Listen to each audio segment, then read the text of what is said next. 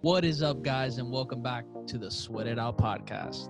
If you want to be successful, look inside. We don't like sitting in the discomfort. Then all of a sudden that day came when I got $20 and 2 free drinks to do a show, and I was like, oh shit, here we go, baby. You know? Thank God she hasn't caught a chicken yet, because she'll tear her head off. Don't be soft. That patience is key. If all my friends are winning, then it's going to make me want to win more.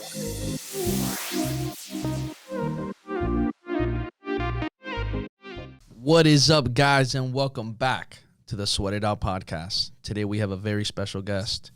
She is an assistant of professional of coaching, mental performance consultant of AASP. She is also the author of Dear Coach, tremendous book.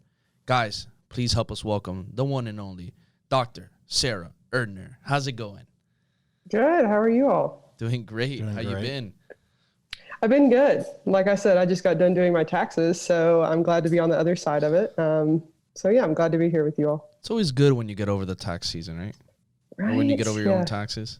Yeah, I need a nap too at this point. So I think that's what I'll do at lunchtime. So do you usually do them yourselves, or do you usually get help and have somebody do it for you? gosh, I was just talking to myself about this. I do it every year myself, and every year I'm like, never again. And then the next year rolls around and I do them again. So I think this is my last year doing it myself. Next year, because mental health is a big thing. We'll talk about this within my book as well. And I actually thought about it. I was like, me doing my own taxes is hurting my own mental health right now. So I think next year I'll definitely give that to other people that love crunching numbers and all that detail work. Oh man, I don't know what I would do without my accountant. Shout out to you, Eric. You're the lifeblood of my business. No, I literally this year I said, all right, that's it. Because I used to do them all the time myself. And I literally hired a tax specialist and let her handle everything. And now it's just like, we know how we're going to approach the rest of this next year for 2021. You know, how we're going to be able to like capitalize on be able to saving money and where I can like literally make it most efficient. And then obviously, you know, I don't have to do anything, you know, so it's literally like, whoo, weight off my shoulder. I know. I'm going to be on y'all's boat soon. I promise. I feel like I've been, and honestly, it's my ego, I think is what it is. And I want to talk about that too today with my book is I think I'm like, oh, I can do everything myself. I'm good at this. I can do this. And it's going to be more stressful finding somebody and building that relationship. And really, when your ego gets in the way, that's when you start hindering your own well-being, your own performance in the world. And so I had that moment. I had to walk away like an hour before this podcast. And I was like, I need to go meditate, one, because I'm getting really angry at this computer. And then two, I just realized, gosh, like, I think this is my ego that keeps bringing me back to doing my own taxes. And granted, I have to right now definitely make a mention of the privilege that it is to have an accountant. And so for people listening that are like, oh yeah, well, are you calling me egotistical because I can't get an accountant? But that was just something for me when I was thinking about where I'm at right now is, oh, I'm just doing this to prove to myself that I can do everything rather than passing it along to some experts. See, I love that you mentioned that because it's like, we can all agree, is like high performers. We're always trying to like, okay, how can we do this? How can we do this? I'm so stubborn when it comes to that. Yeah. Yeah. Like, He'll tell you. He'll tell you 100%. And it's just funny because it's like, I tell people, it's like, it's great to get you going and it's great to be able to take you to that next step because, you know, when you do start, you really do start on your own, right? You know, you start as a high performer, you start on your own, you have to prove to yourself and you have to literally grow through the ranks on your own and be able to mesh through. And then finally, which that mentality can help you get to a certain point, but then you realize, oh shit, like this is not lasting forever. If not, I'm going to crash, you know? And then it's funny because I remember going through that and it wasn't until really this year that I really started putting a team together. And I'm like, what tremendous weight off my shoulders where I don't have to rely on myself all the time, you know? And I think besides the ego, it's just a huge trust factor as well, you know, right? Not fully trusting and like at the beginning, like, man, is this person going to do it the way I did it? Are they going to be able to get the same message across for my business? But what if it doesn't look exactly like this? Or what if they didn't put it exactly where I wanted to, you know? And then it goes like, oh shit, I got to just let them be for a sec. They're experts at what they're doing. They know what they're doing. And then just sit back, trust, and then from there you can start correcting little things if they need to be corrected. So it's so funny, but you see most high performers will tend to usually say that at the beginning, and then finally they realize they have to make a shift some point in their life, because if not, it's like either you won't keep scaling, you'll stay where you're at, or you're just going to crash. Well, and that's it. So my PhD is in sports psychology, and kind of my side hustle now, which was my main hustle for a while, was doing mental performance consulting. And that's that level up of realizing, and I had to do that with my book because I'm an artist too. So I also do my own paintings and Is that and the things. artwork we got in the back? So yes, so this is some of my artwork back here. Nice. Did you do the cover? Did you do? I got your book right here. Did you do the cover for the book? I did not do the cover. And that's I was gonna say the fingers. Like I have a tattoo of a hand on my arm. And I'm like, the fingers are pretty good. You know? Yeah, and so that's what I had to get my ego out of the way. And I even told my publisher when we had our mastermind meeting about the cover design. I'm an abstract artist, and so I really had to speak to them about. I had to give up that. I had to trust. I had to let my ego get out of the way. I had to trust their design team because they've been in this book publishing business for years. This is my first book. And so that was the hardest thing I had to do, which was say, hey, these are some thoughts that I'm having, but then really let their design team run with it. And so it was definitely a collaboration on the cover of the book. If I would have done it myself, it would have been super abstract. And they thought, well, hey, like, we have to remember our audience here. Sport isn't an abstract thing. Very black and white. Win or lose. Yeah, exactly. So the whole process of writing the book forced me to level up, especially to get it to the final product it was at now. And there were so many learning opportunities, but I'm seeing that too. So I do mental performance consulting with elite and professional athletes. And that's that level up there, which is we call it attribution theory. So what you attribute things to. So when your ego's in the way, you want that pride in attributing everything to yourself, but then that gets to burnout. And so there has to be that locus of causality, locus of control, realizing you can't control everything, outsourcing some things, and then dealing with, I just meditated through it. I had to breathe a lot and get myself. And then once you start building those relationships with people, there's that synergy that honestly, even my book is a great example of this. The end product is the synergy of multiple parts. It's of my editor bringing the best out in me. If she wasn't a part of it, Manda Rooker, this book would not be the product it is that I'm more proud of. The design team, the way it looks, my publisher. So again, we rise together, but I had to do my own kind of mental health work and getting my own ego out of the way.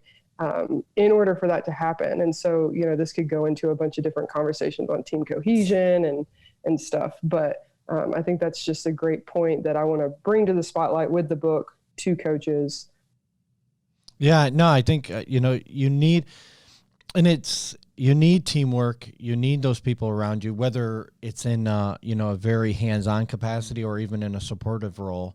Right. And it's funny because when you're in that collegiate athletic or even the professional athletic realm, it's always about team over self. But then you are removed, like at least for me personally, when I just went into the private sector of training, it was difficult for me to remove the ego and still focus on the team, because then I thought, okay, well, now I'm making money for myself. I'm not getting a salary. I'm not in grad school. Getting a stipend. Now I need to go out and make money. It's me against, Anthony was working at, the same gym I was at. It's me against Anthony, when really it wasn't. It's us together working side by side. He can lift me up, I can lift him up, but it was difficult for me at the time to kind of remove that egotistical wall of like, even though I still have to make my own money and he has to make his own money getting clients, we are kind of in this together, even though we're going down our separate paths. 100%. So I love the word competition it has a Latin meaning to it, and it breaks down to, it means in Latin competere. So com means with, and petere means strive together. So you're striving, when you're competing against one another, you're just striving together with somebody. And so we have lost as we all know in sport, the true meaning of it, we think we're competing against somebody, that and you said it already, Josh, win, lose, black, white. When in reality, the essence of sport, and I think the Olympic Committee does a great job of this, is that kind of the spirit of sport. We're showing up. If you're doing sport, if you're competing with people, you show up and say, hey, I'm going to bring my best self today. And I'm going to do that out of respect for me, first and foremost, but also respect for you. Because if I bring my best self, then you're going to want to bring your best self. And no matter the outcome, because we both are bringing our best selves out of respect for self and other, whoever wins at the end, that doesn't necessarily matter. And granted, in sport, it does matter, as we all know. There's no getting away of winning not mattering. But the end goal is that much more exquisite, if you will, no matter who's making more money.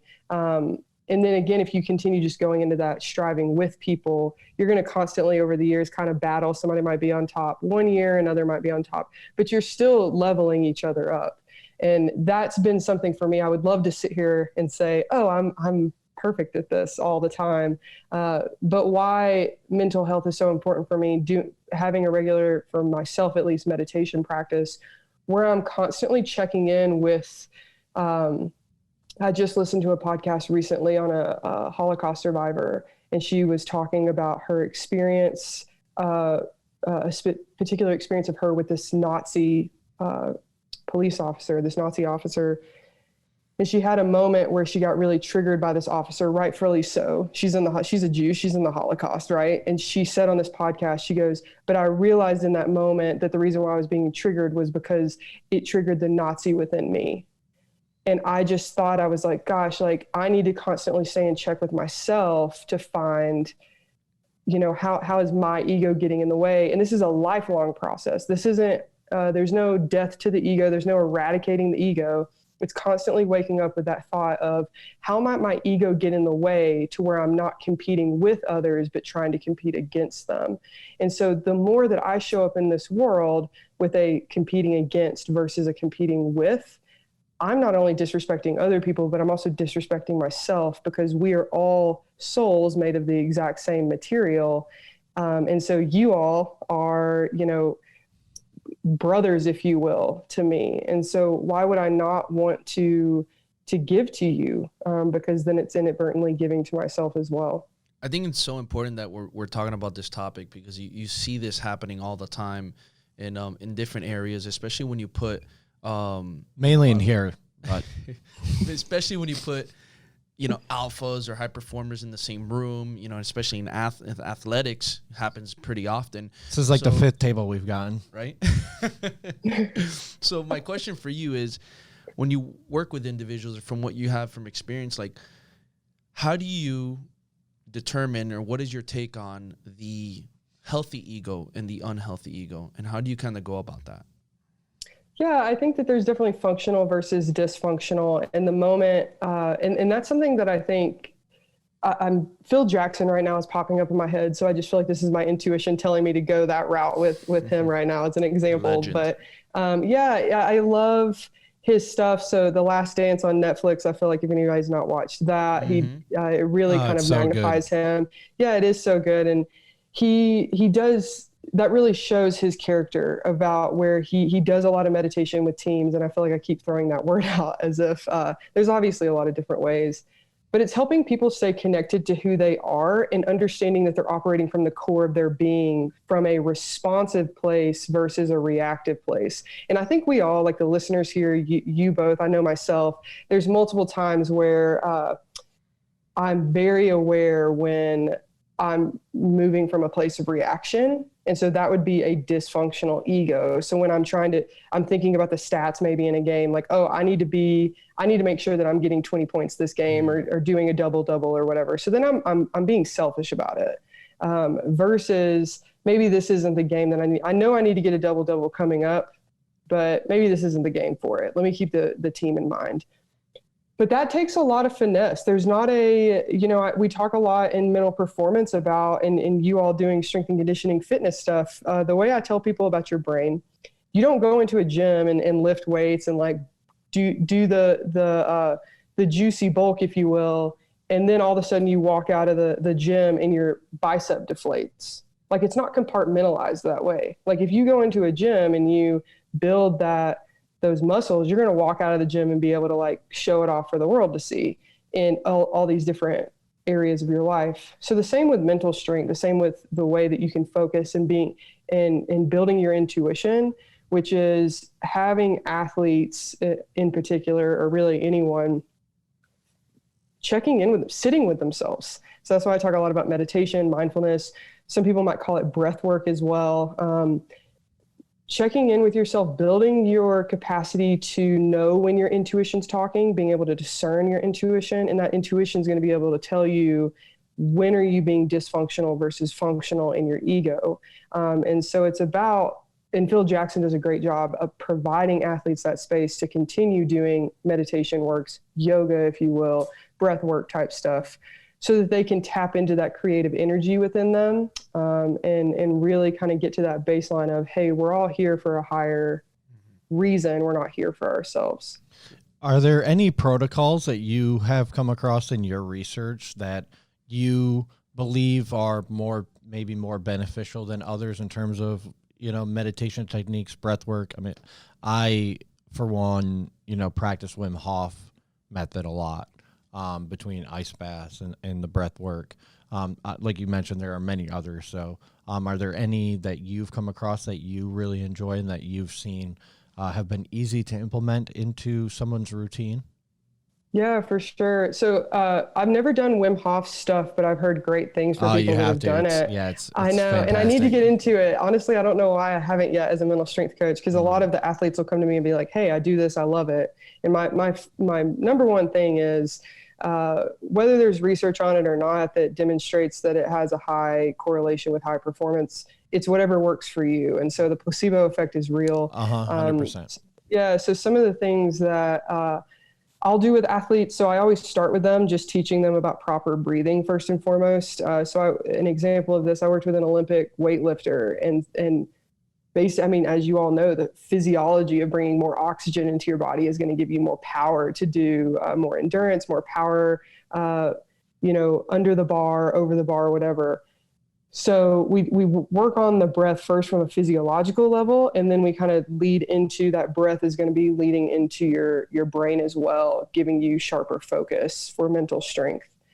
Then we kind of lead into the meditation stuff. And so there's from research standpoint, there's mindfulness-based stress reduction. MBSR.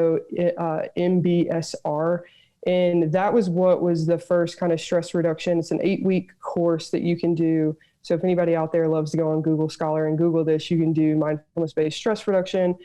Talks about a lot of John Kabat-Zinn's work, where he introduced the Eastern style of meditation into our Western culture. I love doing that with athletes, which is really just using your breath as the anchor, very basic. Another thing I love doing with athletes, I also worked in a baseball setting for a while, and there was a lot of anger in that setting as well as we probably just see in sport in general. Oh, baseball players? No, never. Yeah. Never. I worked with a bunch of them at FAU. Bunch of savages, but also some very aggressive boys. Some bats thrown, some very helmets. aggressive boys. Yeah. I hear they're usually the scrappiest too. Like them in lacrosse. I don't know if you ever worked with lacrosse players, but also a huge group of savages. Kudos to all lacrosse and baseball players, For sure. And so going into that space, first of all, as a female was very interesting. But then secondly, going in and so whenever anger is present in an athlete, and I'll use myself for an example, because I don't necessarily want to out people or overgeneralize to a group of people. So I was definitely a pretty angry athlete. I was the person that would play basketball and foul out of most games and make non-contact sports contact sports. So that was me. I have definitely grown since then. But I was introduced to a meditation called loving kindness, and it's all about sending loving kindness to yourself. May I be happy. May I be healthy. May I be free from suffering. And then extending that loving kindness to others. So people that you start out by extending it to somebody, a beloved other. So, I might think of my mom, like, may my mom be happy, healthy, without suffering. You'll send it to a neutral person, and then you'll start getting into sending it to people that irks you. And so if I'm working with myself, and maybe the umpire for the game or the ref for the game really pissed me off, I might actually send some love and may that ref be happy, healthy, and free from suffering. And then we'll extend it to more general, maybe to the team that just beat us, that really pissed you off because you're like, oh, we didn't win. But may they be happy, may they be healthy, may they be free from suffering. And it helps keep you in that competing with mindset versus competing against. You can only imagine me introducing that to a bunch of men. They were like, what? Loving? Love? Why are we bringing love? I didn't want to shake his hand, let alone. Right? Yeah. So, but I do, and it's not for everyone. And I don't necessarily shame anybody if they're like, oh, I just don't want to do this. And that's perfectly fine. But I've had a lot of success with athletes when they start when we incorporate loving kindness. And so we'll do a lot of it in pre-performance routines. So when they're doing their stretching and they're warming up, incorporating that loving kindness meditation to really get their mind in that competing with versus against. And they've noticed considerably, almost every athlete that's incorporated it, which is probably about 75% of the athletes I work with, when they do the loving kindness meditation, they actually perform way better because they don't feel like they're trying to prove themselves to the other team. Because that proving mentality comes from a competing against. I'm competing against you, thus I have to prove myself. But when you're competing with a team, you're like, oh, I love myself. I'm going to show up for myself today, and I'm going to show up for you because I respect you. And so it releases that tension that we have of like, let me grit my teeth and get out there, which physiologically puts you in a hindered position to actually just go out there and flow with the talent that you have. Sara, I want to ask you, because I love this topic, and I want to bring it back to now, let's say some of the athletes on the younger level, like let's say middle schoolers, high schoolers going into college, trying to get to pro. Sometimes you hear some of the craziest stories that they've had in their lives, and they've used that anger as fuel to get them to where they're at the pro level, and that's what's kind of like catapulted them. And obviously, as you see through, when they maintain that anger all the way through, it doesn't become healthy. But would you agree that you sometimes need a level of anger from your past, or when you're going through that current moment in your life as a young athlete, because that's what's going to get you out of your current situation with your family being wherever it is, in poverty, or hurt, or because something happened, or you got no money, you got to support your family, and that anger inside of you is what's fueling you to get to the top. How do you work with an athlete like that, where you don't want them to lose that spark of what's fueling them, but at the same time, obviously through time, you don't want it to affect them and put them down in an area of darkness either. How do you find that in between? Because I feel like you need some of it to get you there, but obviously if you maintain it, it becomes a problem. 100%. What a wonderful question. I love working with emotion. I love emotion. And maybe as a female, people are like, oh, of course you do. Like, you're a woman. Because there's that socially constructed norm that as a woman, I also grew up in the South as well, where it's definitely, there's a lot of intersectionalities where I was socialized into leaning into my feelings where men aren't. You learn from a very young age that you have to lock everything away or you will be bullied. And so I think that is one of the harsh realities of sport right now, is that even women or other marginalized groups that get into sport, because sport was built by men for men to produce better men historically, the people like myself that were in sport, we kind of were socialized into have ice in your veins. And so what we're dealing with as people are maturing is emotionally unintelligent people. But we are making ourselves think just because we're older, or because I'm in my 30s, that I'm emotionally intelligent. And that's not the case. If anything, we've kind of reverted back. So what I do when I'm working with athletes is I have this, it's called an emotion wheel. And so it's just kind of not an exhaustive list, but it provides like these different emotions for athletes. I'll say, hey, how are you feeling right now? And usually they'll say, oh, I'm feeling fine, which fine is not an emotion, first of all. I'm like, no. Oh, we know that better. Men, trust me, as men, we know that better than anybody. Yeah, trust me. Yeah. You know how many times we heard that from our girlfriends or wives, been like, oh, I'm fine. Like, oh, okay, perfect. This is going to be great. Yeah, exactly. Well, and again, you're going to be fine for another 30 minutes till I get a pot thrown at my head. Well, and I even the other day was in counseling, and I was doing this session with Jess as my counselor, and she said, I was doing some body up work, so some EMDR stuff. And she was like, how are you feeling right now? And I was like, oh, I'm fine. And she was like, this is counseling. You can tell me your emotions. And I was like, yeah, I'm here paying for this. Why am I not telling you how I'm feeling? But I have athletes to, figure out what their emotion is that they're feeling. And the wheel itself is a little, there's multiple emotions on there. So the athletes can, first of all, like sometimes if we just identify how we're feeling, it alleviates that feeling because we just acknowledge it. And so what we do is I say, okay, like let's say they're feeling angry and they're feeling frustrated maybe. And I'll say, okay, let's put this emotion on a continuum because no emotion is a bad emotion. Again, going back, Josh, to what you said in the beginning, right? Like sport is black or white, you win or lose, it's good or bad. Like we live in this horrible duality, I think, in sport that actually hurts our mental performance and overall performance because we think there's good emotions and bad emotions. Don't be angry, be happy, right? Don't be sad, be joyful. Mm-hmm. And that's not the case. And so what we've done is we've dissociated from our body so much, or we shame ourselves when we feel a certain way because maybe we've been told by our families or our churches or friends or some other media source that anger is bad. When in reality, I say, okay, you're feeling angry and maybe frustrated. Let's put this on a continuum between productive and unproductive, right? Like it can go either way. And so let's put anger on a continuum and put on one end of it, you could be raging angry, right? And then that could be the unproductive. On the other, it could be like a righteous anger, right? Like watching, maybe you're being discriminated against within your sport. And so let's talk about the different behaviors that might go with how you might rage and how you might have justified anger, how it might fuel your performance and how it might hinder your performance. And so it helps the athletes start to see that anger itself is not bad, but the way in which you respond to that emotion coming up could be what holds you back. So an umpire gives you a really bad call, raging, throwing your helmet, throwing the bat, cussing at the ref, all of that stuff.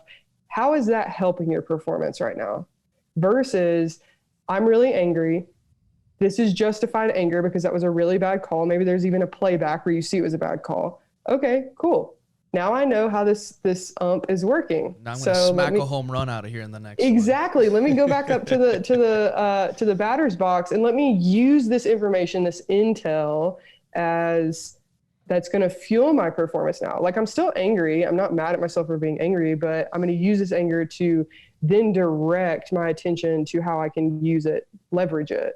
And so that's how I talk to athletes about it. So that way they stop this shaming cycle where we shame ourselves for, I shouldn't be mad right now. I should be joyful. I should be this.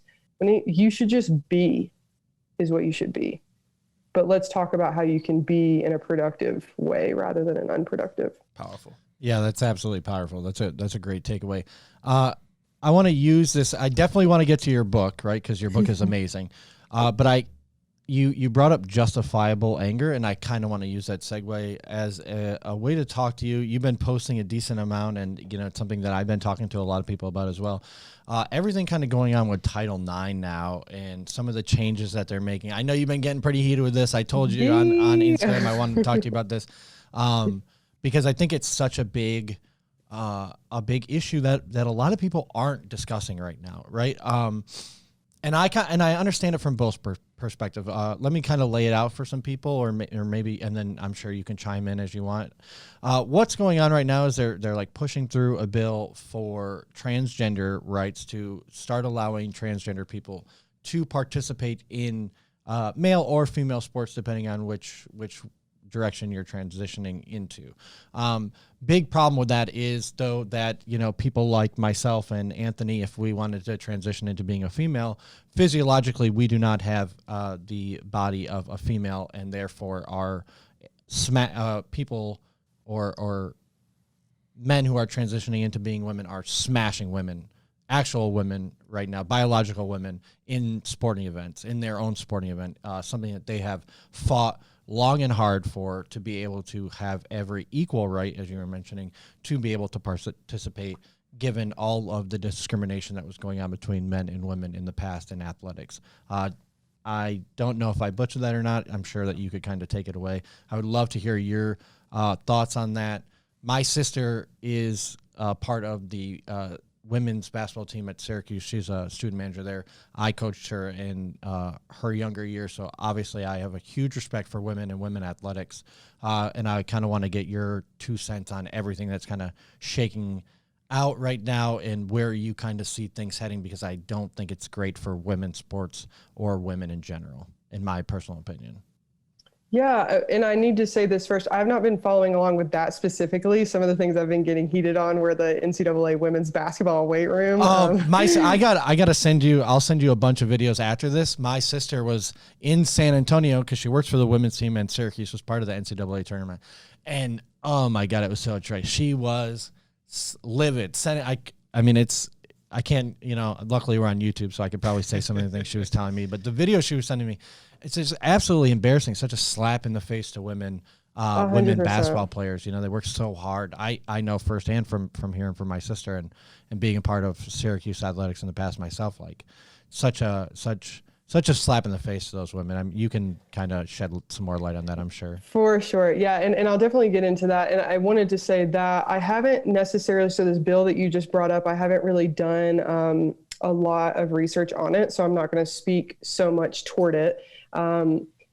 What I do know is, and again, Josh, going back to what you said in the beginning, which was so foundational to sport, it's black or white, it's male or female, it's yes or no, it's win or lose. And we as a society, because that's all been socially constructed, it's been beat into us, we are comfortable with that. We are comfortable with you are a man, you are a woman, and leave it this way. And I think that has actually caused so much harm for people, such as myself, for example, which is why the NCAA women's basketball, them being so disrespectful to women and having the weight room like that was so triggering Even to the me. food. Oh my I've gosh. heard about that, yeah. Yeah, because and the reason why, and I'll loop all of this together, is as a woman, I was actually recently told by somebody that they needed to feel more like a man, thus they wanted to be with somebody that was more feminine. And I then went into this concept of, okay, well, how would you define being feminine then? And their response was, they stuttered over their words. They were like, well, I don't know, this is kind of hard to conceptualize. I'm not really sure, like softer, more giving, all of this type stuff. And I was just like, it brought me back to this experience. So when I was working with a baseball team, they had these developmental sessions, and they got up on the board and they were having a developmental boys to men session. And rightfully played, they would always play boys to men when everybody would walk in. Yeah. And I was digging it at first until I'm, again, being one of the only women working for an all male team. And I'm sitting in the back, and the coach gets up front and they say, okay, like they wrote the word boy on the board and underlined it. And they said, okay, what does it mean to be a boy? And they all started just like whiny, emotional, like weak, like all these things. And then they wrote the word man and underlined it. Said, what does it mean to be a man? And they were like, be a leader, be strong, be resilient, all of these words.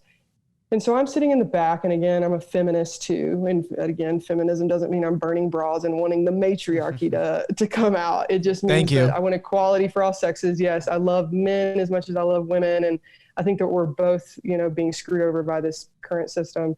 But so at the end, they were like, yeah, so we want to teach y'all how to be boys, be weak, to men, be strong, to be leaders. And so they were like, does anybody else have anything to add? And so my feminist self raised my hand and I said, hey, like, I'm just curious because, what would you say the opposite of a boy or a man is? And then the moment I asked that question, everybody knew exactly where I was going. They were like, oh, like one brave soul in the room, a girl or a woman. I was like, exactly. And so the subtext that you're writing on this board right now is that I, as a woman, because I have a vagina and I don't have a penis, I'm not strong, resilient, right? Or any of these things that y'all would couch me within the boy group, that I'm emotional, that I'm weak, because that's how we've socially constructed, because we've been so much about separating the sexes. Men are this, women are this, masculine is this, feminine is this. And so looking at what the NCAA did with women's basketball, that just really shows the implicit bias of, well, women are weak. Women don't need to lift weights. So they don't need to be strong in order to compete. And so looking at going back into the transgender like athlete, this policy, which I don't know much about. And this has actually given me a lot of, I'm going to get off of here and go and look at it a lot more. Oh, you should. It's interesting for sure. Yeah. I would love to get your take on that. I've heard a couple of things that I really do through my education, through just seeing some different videos. there's a lot of shame around being male or female. And so for example, I'm a very strong individual. I did strong woman competitions for a while. Hell yeah. I put on muscle very easily. I've had so many sexist comments said to me. Men will be like, "Oh, like your biceps are bigger than most guys," and I'm just like, first of all, stop, putting me in that light. But I think that I have felt shame myself because I want, whether I like it or not, we all do, right? Like even men, it's like, let me go lift weights and look real big and beefy, so that I can fit this mold of what it means to be a man. And then for me, it is a constant having to battle of, gosh, I love looking strong, but how can I try to look feminine to really like counter this out? And so I want to bring that to light, in that because of this duality of how we have socially constructed what it means to be a man, what it means to be a woman, that also being intersected by different identities, where you grew up regionally, maybe your religion you grew up in, that I think a lot of people's responses around this bill that's coming through is based out of fear. It's more about, and that fear-based is what's making us against things, right? So it's scary because we don't know it. And there was a medical doctor recently that was talking about there are actually more intersex people in this world than we're aware of. And it's because those individuals that are born intersex, or that are born all these different types of sexes, because it's not just male. You're born a boy, you're born a girl. There's such a different a continuum there, but there's so much shame around it that nobody's talking about it. You don't have people proudly waving their flag saying I'm intersex, because then people are going to treat them so differently. And so there's people out there hiding their identities right now because they were biologically born a certain way, but they weren't born into, their biology doesn't fit the socially constructed norms. And so they've been hiding. So my only thing with that bill, and I'll just leave it at this, is how can we just become curious about it? How can we allow ourselves to think about transgender athletes and really open ourselves up to hearing their stories, instead of making it about reading that and saying, I'm either for it or against it. So right now the stance that I'm taking is, I don't necessarily, I'm not going to put myself on, here's a side and I'm going to argue it. I'm more in I don't know too much right now. Let me get curious and let me really look see the argument on both sides of the fence, and but do it with an open heart. Do it with one that's not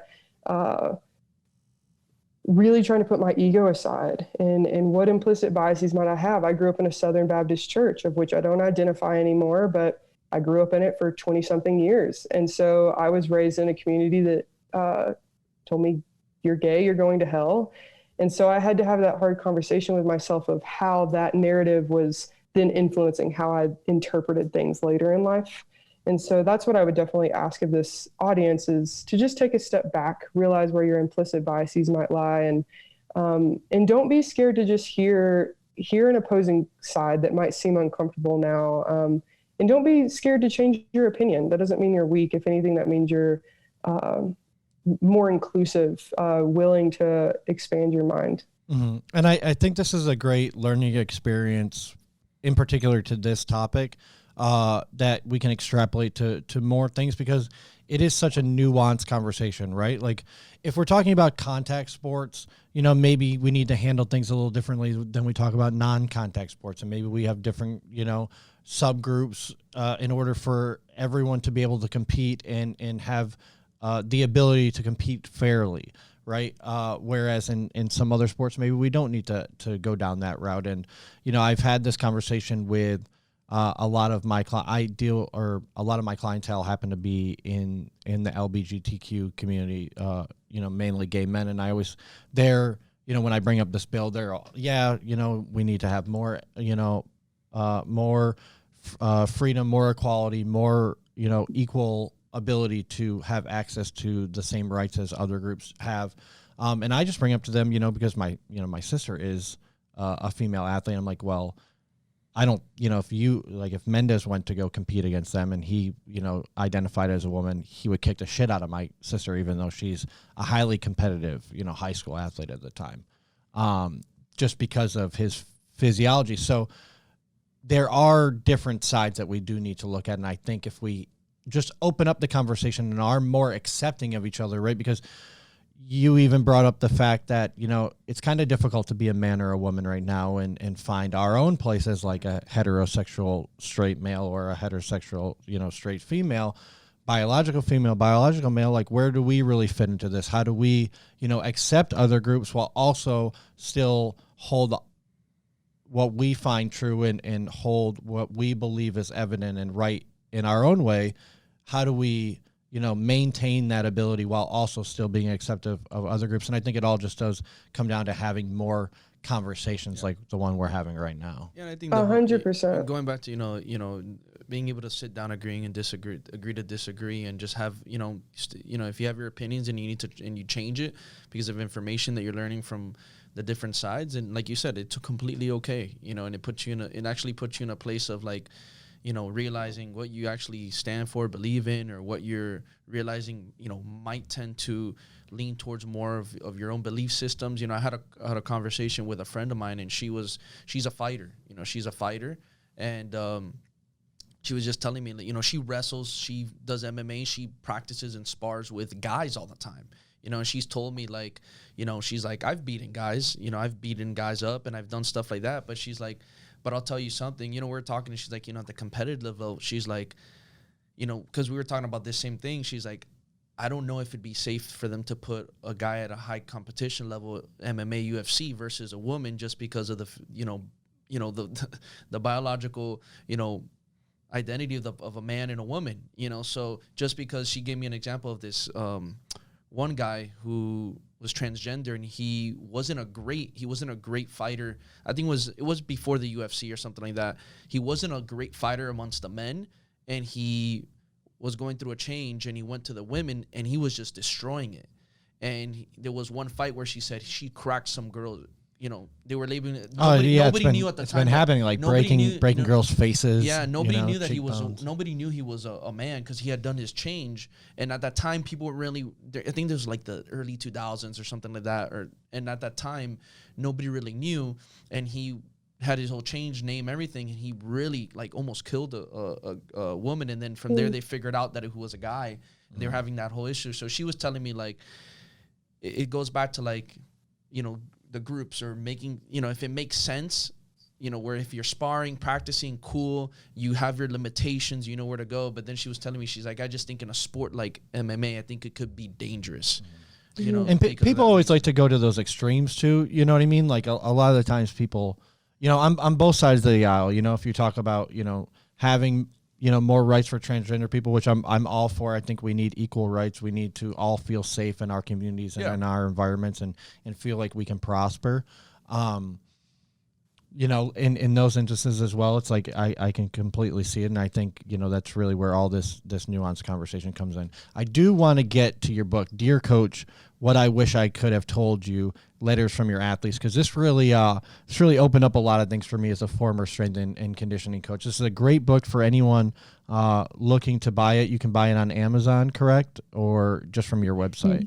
Yeah, so it will not come out. So if you're listening to this podcast before June 22nd, 2021, and you're in the United States, it won't come out on Amazon, the paperback at least. The ebook version is currently available. And then if you're in the UK, it won't come out until July 28th. But you can go on my social medias and get to my Google Doc and order a signed author copy. And that's great. I got my little sign thing here. Yeah. I appreciate that. I love that nice little touch when authors do that. It's great. I'm not even kidding. I saw this book and I'm like, it makes me want to write a letter to you. Oh, please do. That'd be wonderful. I'm actually writing. I started my second book. So if you want to write one for that, I definitely will. Yeah. So yeah, but you can go on my social media, even if it's after the time that you can go on Amazon. Obviously I'm a shop local person, me being the local person. So shop from me and you can get an advanced reader copy, which is signed by me, and then I'll ship it to you as well. Came quick too, so I got to give it to you. Yeah. Know. What made you want to write this book? I mean, obviously I know I read your book, but I want the audience to hear from the author herself. Gosh, yeah. So I started in my master's and my PhD program. I mean, to be quite honest, I'm not going to sit here and tell some like inspirational story. I needed to graduate and get my degrees. And so the biggest thing is when you're I was very interested in the coach-athlete relationship. but you also know that there's a deadline here and I need to graduate so I can go out there and get a job and make some money. And so in research, doing qualitative stuff, doing interviews, you have to think about who are the participants I can get the easiest. And so I started with coaches. I started interviewing coaches because I could email them. Their emails are online. And so I started with NCAA Division I coaches, just emailing them saying, hey, will you do this interview with me? Asking them about how they believe they influence athlete resilience. And so when I was looking through those interviews, transcribed them, read them back to myself, the most saturated answer I got was at the end of every single interview, every coach was like, Sarah, like, it's all cool, like you asking us how we think we influence athletes, but we really want to know what the athletes think about us. And because they never tell you the truth. They never tell. Nah, I'd be like, can you give me some feedback? They're like, you're great. Like, keep blowing the. I'm like, nah, you're not. I know you hate me. You can tell me the truth. Exactly. It's okay. Like, yeah. You hate that 6 a.m. whistle. Yeah, and even if you say that to them, they'll just kind of chuckle it off awkwardly. Like, because they don't want to go to the field. They don't want to be doing those sprints. Exactly. Yeah. So I knew in that moment, I called my dissertation chair and I was like, hey, we got to completely 180 this dissertation because I have to follow the cookie crumbs and this might delay my graduation. If that's the case, like, that's going to be more money out of my pocket, but cool. Like, because I agree, it was what I wanted to do originally, but I wasn't following my instinct. I had my ego was in the way. My ego was just trying to like compete against people, get done with the deadline, move along. So I had to call our institutional review board and like change up a bunch of stuff. It was a headache logistically, but I finally got to where I was able to interview athletes and, hey, how do you believe your coach influenced your ability to bounce back from major stress? And what I thought was going to be 60 to 90 minute interviews were 2.5 to 3 hour long conversations where tears were shed. I cried a couple of times just hearing how moving these stories were. And I truly believe, some of these athletes, we would do like 60 minutes and then we would have a second session to finish out the interview because they were like, we have never had this third neutral party really like ask us. It's been a lot of complaining amongst our teammates, maybe complaining to our parents, but nothing's been happening. And so as they started giving me their stories and when I went to defend my dissertation committee was like, you have to write a book. Like, this does not need to just be in a research journal article somewhere sitting on the shelf where like 5 people max in your entire life might download it. And so then that's when, and I agreed, I felt like the universe was like, here, we've given you this information, like, go be the torchbearer. So I started contacting people. Hey, how the heck do you write a book? What is the first step? I was like Googling like how to write a book. So I got connected to Morgan James Publishing from John O'Sullivan. He's CEO of Changing the Game Project, which is within youth sport. And Morgan James took me on very enthusiastically. I was kind of surprised. And then I found Amanda Rooker, my editor, who such a great relationship with her to help get the book to where it's at. And so Dear Coach now has taken many forms since the first time I wrote, first draft of it. The first draft, my ego was in it. I had only 10 letters in the book and I provided a letter and then I immediately provided my 2 cents on what I thought the reader should get out of the letter based on research and blah, blah. I was teaching a methods of coaching class one day and I was talking to the aspiring coaches about getting your ego out of the way and letting athletes have a voice. And I stopped mid-sentence and just stared at the back wall. And the students were like, Dr. Erdner, are you okay? And I was like, I'm going to use myself as an example here of how I'm not doing what I'm teaching you all to do. And I told them about how I was going through the book and I only had 10 letters and I was basically providing a letter and then dictating for the reader what they should get out of it, which is often what coaches do. They dictate the training schedules for athletes. They tell them what they should be doing. And athletes just sit there. You learn to be quote unquote coachable, which means being silent, following what you're told to do, not really checking in with your body, letting your body tell you what you should do. And I was like, you all, like, I need to call. So I called my editor immediately and was like, we need to halt. I was actually right at the end of finishing the book. We were going to get it published. And that actually tacked another year onto the writing process because I told Amanda, I said, I need to shut up more and I need to get more letters. So that's when I put a call out and now there's 30 letters in the book. And they're fantastic. Yeah, they're fantastic. they definitely opened up a ton of, a lot of personal emotion to me, good and bad. The first half of your book is talking about, a lot of the good that the coaches can really have in an athlete's life. And then you dive into some pretty rough stories to have to listen to. And it really made me question a lot. Not saying I was a bad coach, definitely could have been a better coach than I was early in my career, but it really made me have to analyze. And I love how you mentioned, you put in here a lot of the reflections. I have a bunch of notes in mind, right, where you give the coach an actual time, to answer a couple questions, like what stood out in the athlete's letter, and then how would you or could you incorporate it into your own coaching. And it's made me realize a lot of the things that I'm already doing well, and then I'm going to double down on, and even some things that I think I can improve on, and it's a tremendous book. Definitely one that I think a lot of people need to be reading. Every single coach out there, whether you work with athletes or not, you need to be reading this letter, because your clients are athletes, whether you believe it or not. And even if you are an athlete, I think it's a tremendous book for you to read, because it allows you to understand it's okay to express your emotion to these coaches. We want to know, right? Even as a professor, I'm sure you want to know how your teachers, or how your students are learning and processing the information in your classes, right? And, without that feedback, we can't improve.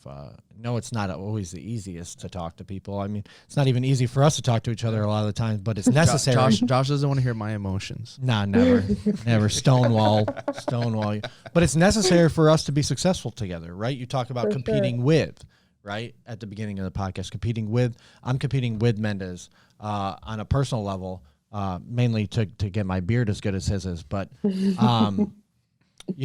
I think this book drives home a lot of amazing points, and I'm excited for more people to read it after this podcast. I'm definitely have to get my hands on it. Yeah. Heck yeah. No, I love that you wrote in the book. That Oh my God. So I highlighted the shit out of it too. I mean, if you went through it, it's almost torn apart. I might need to get another one. I love that. Yeah. My favorite quote is, a book read by 1,000 but different people is 1,000 different books. And so what I love is what you highlighted, what you wrote in those notes are unique to you, and your life experiences are influencing how you're approaching these letters. And so what you're going to write isn't going to be the same as what I would write. And so I'm really proud of the finished product, from what it started out as this ego-driven book to this very, how can I even write this book in such a way that even right now, as an example, we're both approaching the table and having a conversation about it. And I think one of the biggest things I wanted to talk about at the very end of the book and I apologize to coaches, I apologize to you all for being coaches. We've done such a lousy job at advocating for you all in your own mental health. Everything we have right now, there's like athlete-centered coaching philosophies. Everything is about how can we get the athlete to where that they're at, and which is you're denying yourself as the coach and your own well-being. And it's always this like, oh, how are the athletes doing? And then maybe at the end, it's like, well, how's your self-care? Yep. And it's always laughable, because it's like, there is no time. And so one of the things I champion and advocate for is coach mental health initiatives. And I think, for example, at the NCAA level, all these athlete mental health initiatives, and which are great. I love them. I don't want anything to happen to those. But in my experience as a mental performance coach, 70 to 75%, sometimes even in upwards of 80% of athletes' mental performance issues are because their coach is causing their anxiety, because their coach is making them fearful, or all these things.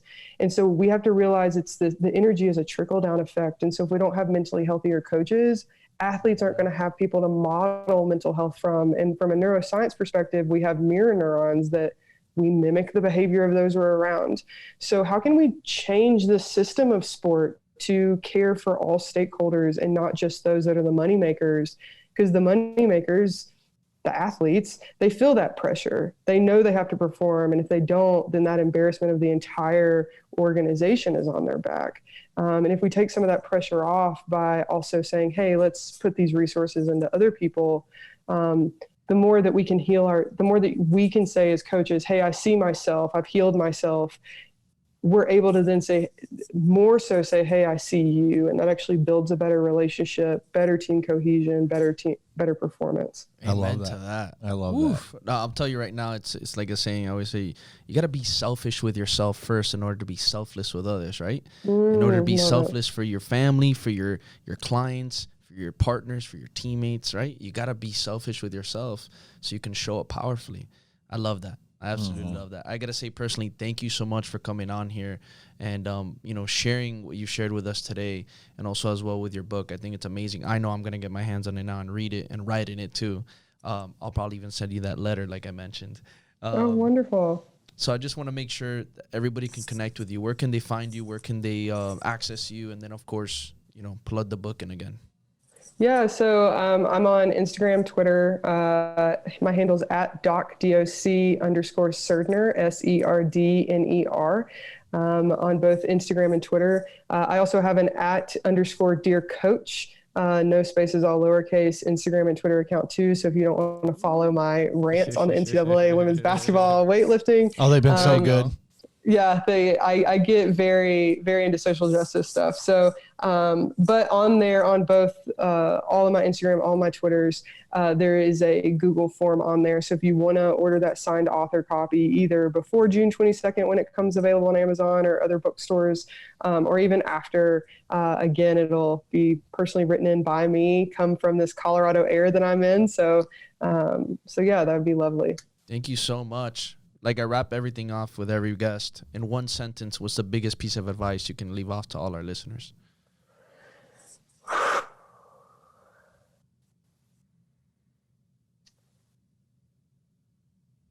I would say